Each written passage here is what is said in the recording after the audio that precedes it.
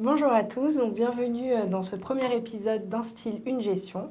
Nous recevons aujourd'hui Bertrand Vore, qui est Managing Director et directeur de l'arbitrage fusion-acquisition chez Varenne Capital. Bonjour Sevda, ravi d'être avec vous aujourd'hui. Merci d'avoir accepté notre invitation. Avec plaisir. Alors, on s'était déjà rencontrés une fois à Assas, j'étais étudiante à l'époque, tu étais venue parler un peu de ton métier, de la gestion de portefeuille. Aujourd'hui, on se retrouve chez Eodia pour discuter de Varenne Capital, de vos fonds et de vos performances. Tout à fait. Est-ce que tu peux peut-être rappeler un petit peu Varenne, la société de gestion, combien vous êtes, comment est-ce que vous travaillez? Très bien, donc aujourd'hui, Varenne gère 3,3 milliards d'euros d'actifs. Nous sommes en collecte positive depuis le début de l'année. La maison comprend 41 personnes, 17 analystes gérants, donc la gestion est très étoffée. La gestion Varenne est assez singulière dans le sens où dans tous nos fonds, nous déclinons la même gestion avec 4 moteurs de performance, du long, du short, de l'arbitrage de fusion-acquisition, des couvertures macro.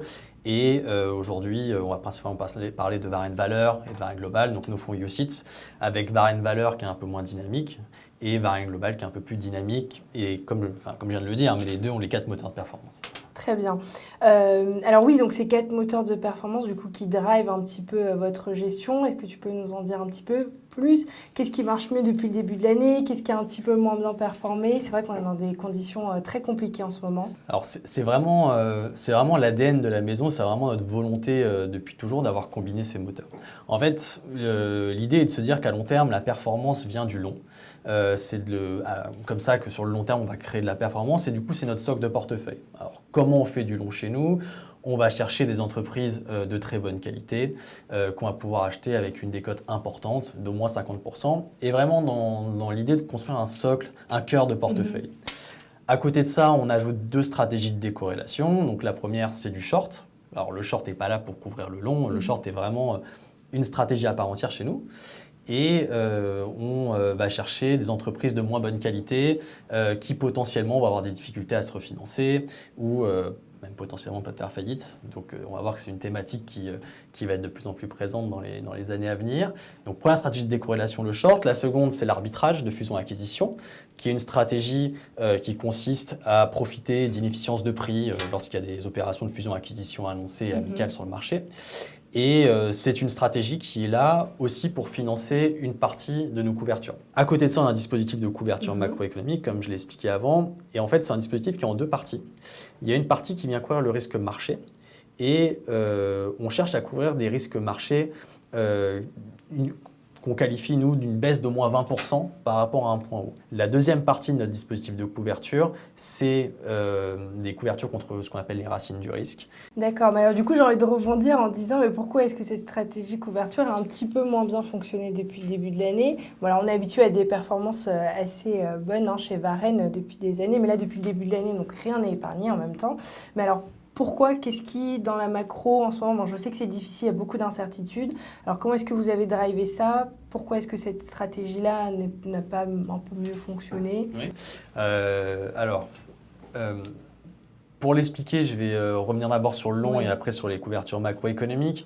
Ce qui s'est passé en début d'année, c'est qu'on a une rotation sectorielle très forte de la croissance vers la value et aussi caractérisée par une absence de différence entre les valeurs. C'est-à-dire que les valeurs de croissance de bonne qualité comme de mauvaise qualité ont été traînées vers le bas. Donc ça, c'était vraiment le premier trimestre. Là-dessus, on rajoute l'Ukraine qui a évidemment touché un peu toutes les gestions. Donc nos sociétés ont été aussi touchées. On a plusieurs sociétés de croissance de qualité en portefeuille, comme Alphabet, comme EssilorLuxottica par exemple. Et on sait que lorsque la poussière va retomber et que la situation va se normaliser, ces sociétés qui sont de croissance mais de qualité, qui ont donc une capacité de création de valeur propre, vont arriver à tirer leur épingle du jeu et le marché, théoriquement, va les reconnaître. Donc ça, c'est vraiment pour le long, ce qui s'est passé, comment on voit les choses.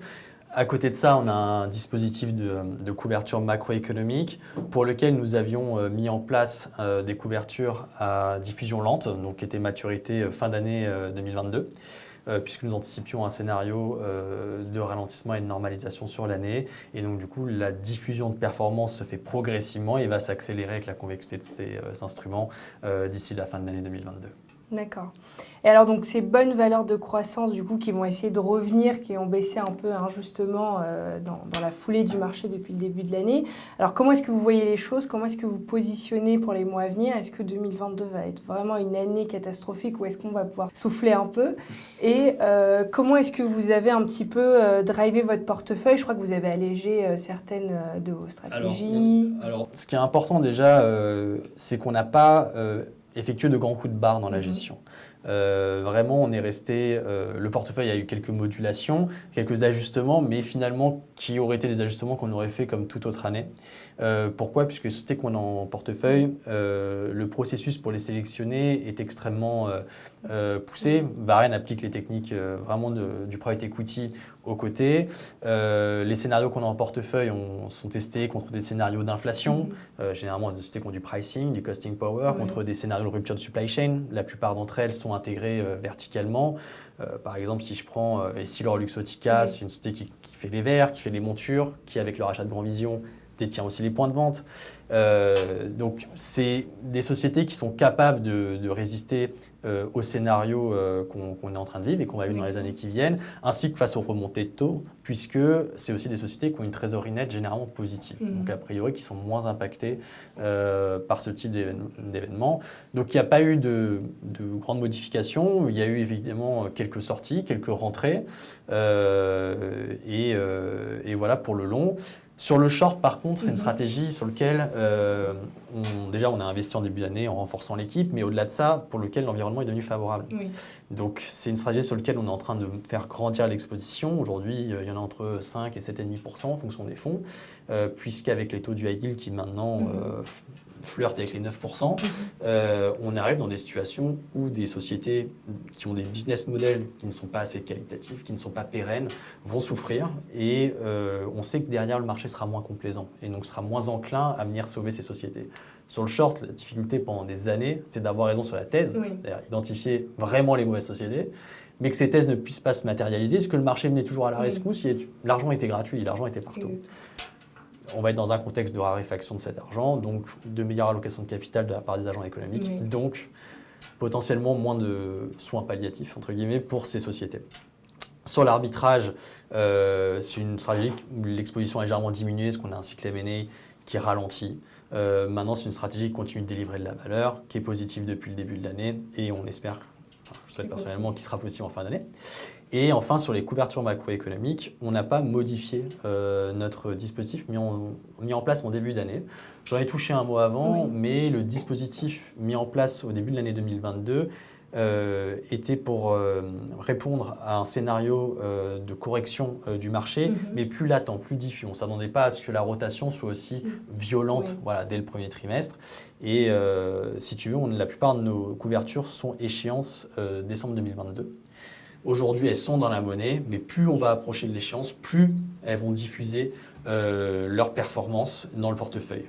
Donc, c'est une stratégie sur laquelle on s'attend à ce que de la performance soit générée encore d'ici la fin d'année si l'environnement de marché reste tel qu'il est actuellement.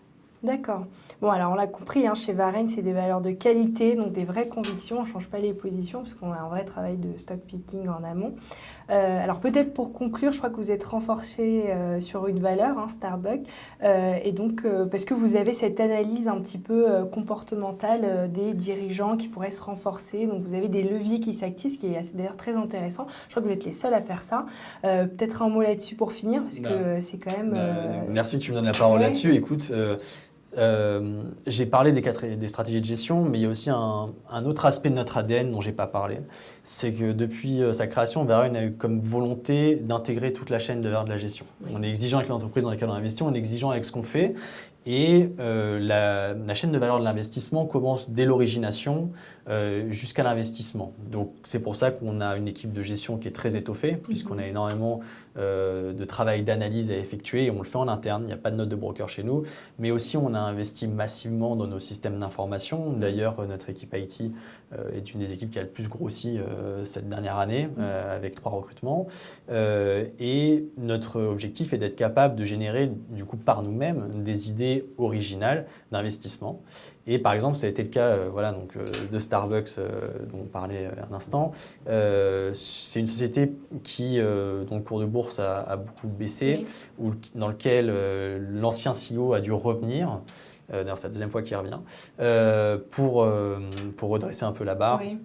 Et lors de son arrivée, M. Schulz a racheté pour 14 millions d'euros d'actions Starbucks sur un point bas du cours de bourse, donc montrant sa confiance dans sa capacité à redresser la société, qui va bien au demeurant, mais voilà, ne réimpulser quelque chose, on va dire. Et tout de suite, c'est quelque chose qui apparaît sur nos signaux. Donc, on a notre équipe d'origination qui voit cette action et qui transmet le dossier du coup à notre équipe longue action pour l'analyse. Après une longue analyse, on a décidé d'investir dans cette société. Et là aussi, où on essaye d'ajouter de la valeur, c'est notre façon d'exprimer les idées. Et en l'occurrence, pour Starbucks, c'est une position qu'on a prise via des calls, donc via des options d'achat, ce qui permet d'avoir un downside très maîtrisé, puisqu'on connaît les primes initiales que l'on met, et tout en restant très exposé à l'upside de la société, et pourquoi pas derrière la transformer directement en titre vif.